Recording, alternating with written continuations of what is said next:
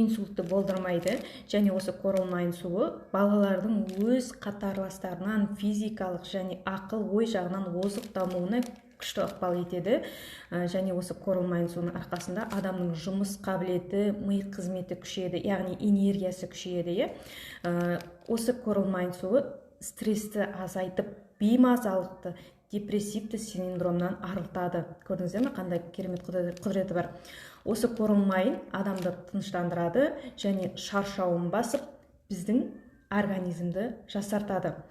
Және коралмайн ұйқыны қалыпқа келтіреді. Және осы коралмайн суы әжімдерді азайтып, теріні үлбіретіп, жұмсақ етеді. Яғни қартаю процесін баяулатады. Көздің көруіне тоже жақсы әсер етеді осы коралмайн. Неге десем, бүткіл біздің тұла бойымызға тірі су барып жатыр ғой. Қан айналымын жақсартады. Көрдіңіздер ме?